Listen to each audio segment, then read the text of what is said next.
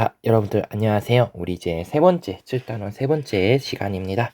우리 요번 세 번째는 인구 문제에 대해서 함께 살펴보도록 하겠습니다. 우리 지금까지 인구 분포 그리고 인구 이동에 대해서 살펴봤고, 이제 이 인구로 인해서 지금 전 세계가 어떤 문제점에 처해 있는지에 대해서 한번 살펴보겠습니다. 현재 전 세계는요, 어떤 나라는 어떤 지역은 인구가 너무 많아서 문제고, 우리나라는 또 어떤 문제, 인구가 너무 줄어든다, 저출산이다, 고령화다, 이러한 문제에 처해 있어요. 그러니까 전 세계는 지금 이 순간에도 어떤 곳 서로 다른 인구 문제에 처해 있다라는 거예요. 그렇다면 우리 이러한 인구 문제가 어떠한 것들이 있는지에 대해서 함께 좀 살펴보도록 하겠습니다. 우리 먼저 살펴볼 것은 바로 선진국에 대해서 살펴보도록 할게요. 선진국은 어떠한 인구 문제에 처해 있는가? 먼저 선진국의 인구 문제는 낮은 출생률과 낮은 사망률이 원인이 됩니다. 출생률도 낮고 그리고 사망률도 낮은 것이 원인으로 되는데요. 그럼 이러한 낮은 출생률과 낮은 사망률이 나타나는 거, 그러면 요거부터 좀 해야겠죠? 그러면 선진국은 어떠한 인구 문제? 바로 저출산, 그렇죠. 여러분이 잘 알다시피 저출산, 고령화 문제에 많이 처해 있는데요. 이러한 저출산, 고령화 문제가 발생한 이유가 무엇이냐? 바로 낮은 출생률과 낮은 사망률이 그 원인이라는 거지. 그렇다면 이러한 낮은 출생률과 낮은 사망률이 발생하는 이유가 무엇일까? 라는 걸 보니까 바로 여성의 지위 향상 그리고 여성의 사회활동 증가가 가장 포인트란 거죠. 여성의 지위도 올라가고 사회활동이 증가함에 따라서 출생률이 어떻게 되었다? 떨어졌다라는 거고요. 그래서 출생률은 떨어지게 되었고, 이와 더불어서 의학 발달과 생활 수준 향상으로 인해 인구는 어떻게 됐다? 점점 고령화되어졌다라는 거 알아두셨으면 좋겠습니다. 그리고 이로 인한 2번은 결과라고 이해하시면 좋을 것 같아요. 선진국의 인구 문제의 원인은 낮은 출생률과 낮은 사망률이 원인이 되었다면 그 결과는 바로 어떤 형태로 나타나냐면 바로 노동력 부족, 그리고 노인 소외, 세 번째 노인 복지 비용이 증가하는 이러한 결과로 나타나게 되었다라는 겁니다. 당연히 이걸 조금 더 세부적으로 살펴보면 인구의 노령화로 인한 노인 인구 부양을 위해 세금과 복지 비용이 당연히 늘어나겠고요. 그리고 당연히 젊은 사람 인구가 줄어드니까 젊은 노동력 부족으로 인해서 경제 성장에도 타격이 입어지게 되고, 그리고 중요한 거, 이러한 부족한 노동력을 메우기 위해서 외국인 근로자가 유입이 되죠. 그래서 문화적, 사회적으로 어떤 갈등이 발생하고 있다라는 거 여러분들이 기억을 해 두셨으면 좋겠습니다. 그래서 선진국은 이러한 저출산, 고령화 문제에 빠져 있다면 개발도상국은 지금 또 다른 문제에 처해 있습니다. 바로 어떤 문제냐? 바로 인구 급증 문제에 처해 있다는 거죠. 개발도상국의 인구가 너무 빠르게 늘어나서 문제라는 겁니다. 그렇다면 한번 살펴보겠습니다. 인구 급증 문제는 왜 발생을 하느냐? 개발도상국은 인구 급증 문제에 처해 있는데 빠른 속도로 인구가 증가를 하고 있어요. 그로 인해서 농업 중심의 사회에서 요렇게 해야겠네요. 빠른 속도로 인구가 증가를 하고 있는데요. 왜 그러냐? 원인을 살펴보니까 농업 중심의 사회로 높은 출생률을 보이고 있다. 요게 바로 원인 뭐냐면 현재 인구 급증이 발생하는 원인으로 여러분들이 이해하시면 되고, 그리고 두 번째로는 급속한 사망률의 감소가 그 원인 두 번째라고 보시면 되겠습니다. 그러니까 개발도상국은 애를 많이 놓는데 출생은 많은데 사망률이 갑자기 푹 떨어지니까 사람들이 예전보다 더 오래 산다라는 거죠. 그렇기 때문에 인구가 급속도로 계속해서 늘어나게 된다는 겁니다.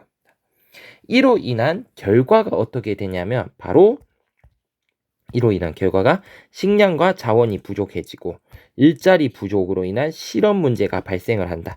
이것들이 바로 우리 무엇으로 이해하면 되냐면 바로 결과라고 이해하시면 되겠습니다.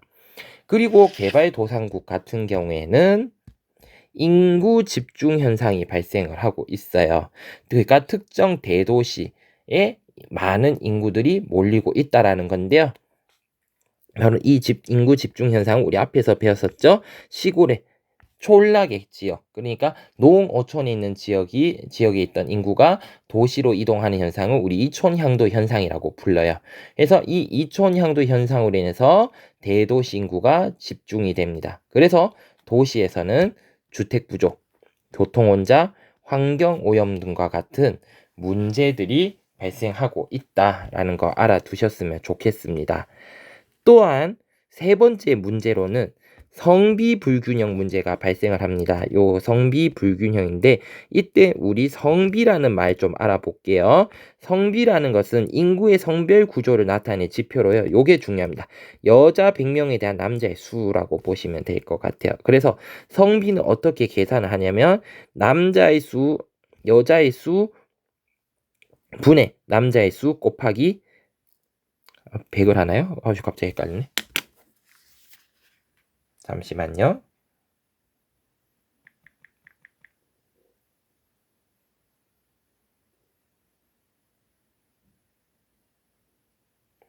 선생님 갑자기 이게 공식이 있는데 헷갈리네요. 갑자기 헷갈리네. 그래서 성비해서 남자의 여자의 수를 100명으로 했을 때 요거 그냥 잊어버리세요. 요 계산식이 잘못된 것 같거든요. 요것만 기억합시다. 성비라는 것은 여자 100명에 대한 남자의 수고요. 현재 선생님이 마침 또 인구를 좀 현재 보니까 우리나라의 성비를 보니까 우리나라의 성비가 현재 22년의 성비가 99.8이에요. 8입니다. 그럼 이건 무슨 얘기냐? 여자가 100명 있으면 남자가 99.8명이 있다라는 얘기예요. 그러니까 우리나라가 22년의 현재의 성비는 오히려 어떻게 돼? 과거의 성비는 남자가 훨씬 높았거든요. 근데 우리나라는 지금 여자가 많아지는 쪽으로 지금 가고 있습니다. 우리는 좀 가고 있고, 하지만 일부 개발도상국에서는 여전히 무슨 남자아이의 출생률이 여자아이의 출생률보다 높게 나타납니다. 무슨 현상 때문이다. 왜? 남아선호 사상 때문이다. 라는 거, 이것 때문에 지금 성비 불균형 문제가 일부 국가에서, 특히 아시아 지역을 중심으로 하는 국가에서 발생을 하고 있다라는 거 알아두셨으면 좋겠습니다. 그래서 우리 먼저 첫 번째 영상으로 먼저 지역에 따른 인구 문제에 관해서 살펴봤습니다. 이어서 우리 인구 문제 대책에 관해서 한번 좀 살펴보도록 할게요.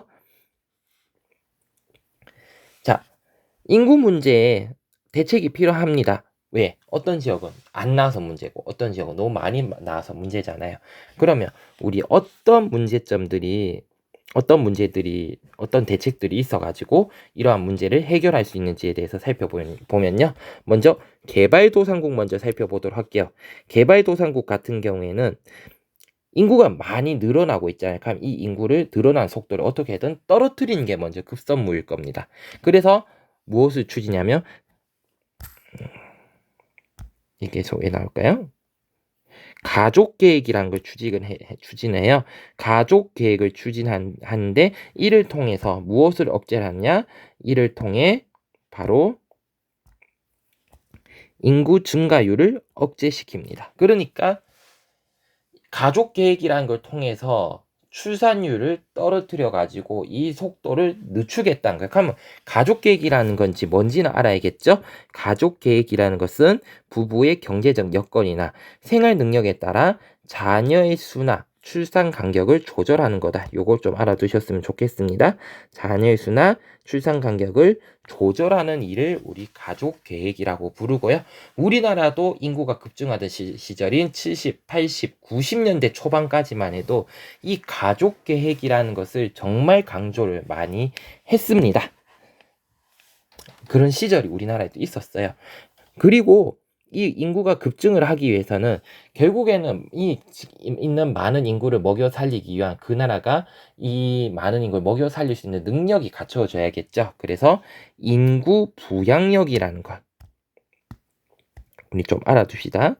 인구 부양력을 증대시킵니다. 그래서 여기서 가족계획에 대해서 살펴봤고, 인구 부양력이라는 것이 무엇이냐면 한 나라나 또는 지역의 인구가 사용 가능한 자원에 의해서 오타네요. 생활할 수 있는 능력을 우리 인구 부양력이라고 부릅니다. 쉽게 말하면 그 지역 또는 그 국가가 현재 살고 있는 인구를 먹여 살릴 수 있는 능력을 우리 인구 부양력이라고 부릅니다. 그래서 이 인구 부양력을 늘리기 위해서는 결국에는 식량의 생산량이라는 건지 이런 것들 식량의 생산량, 일자리라든지 이런 것들을 더욱더 어떻게 해야겠다. 늘려야만 되겠죠. 그래서 기계화를 통해서 식량을 늘리고 산업화 정책을 통해서 일자리를 늘려서 국민들의 소득을 올려야 되겠죠. 그래서 이러한 대책이 있다라는 거 알아두셨으면 좋겠습니다. 반면에 선진국은 저출산 고령화 문제에 처해 있습니다. 그렇다면 선진국에는 어떻게 했냐? 이거를 늘리기 위해서는 개발도상국에서는 급증하는 출생률을 떨어뜨리는 게 문제겠지만 선진국 같은 경우 인구를 늘려야 되니까 신생아의 탄생하는 출생아 수를 늘려야겠죠. 그런 쪽에 정책의 포커스가 맞춰집니다. 그래서 여기는 출산을 많이 하세요라고 이제 정부도 적극적으로 나서게 되죠. 그래서 출산 장려 정책을 펼칩니다. 출산 장려 정책을 펼쳐서 출산 장려금 및 육아 혜택 지원, 보육시설 마련과 같은 아기를 낳았을 때 뭔가 이점 있고 국가가 많이 지원을 해줄게 이런 것들 굉장히 많이 강조를 합니다. 그리고 노인 복지 정책을 실시를 해요. 왜? 노인의 숫자가 많아지니까 그만큼 노인은 경제적 능력이 떨어지니까 국가가 나서서 이 노인들이 인간답게 살 수 있도록 또 해줘야겠죠. 그래서 노인 복지 정책도 굉장히 많이 확대가 되고 있습니다. 그래서 대표적으로 연금제도 그리고 실버 산업이라는 용어가 나왔습니다. 그래서 이 실버 산업이라는 용어 좀 알아두시면요. 요거는 노인을 상대로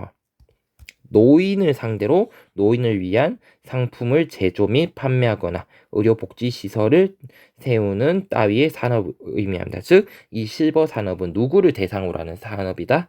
바로 노인을 대상으로 하는 산업이다. 라는 거 알아두셨으면 좋겠습니다. 그래서 우리 이렇게 지금 개발도상국과 선진국이 처해 있는 인구 문제가 다르기 때문에 그 해결책도 어떻게 해야 된다, 서로 달라야 된다라는 거 살펴보았습니다. 여기까지 일단 살펴보고요. 우리 이어서 우리나라의 인구 문제에 대해서 선생님과 함께 공부해 보도록 하겠습니다. 계속해서 영상 시청해 주시기 바랍니다.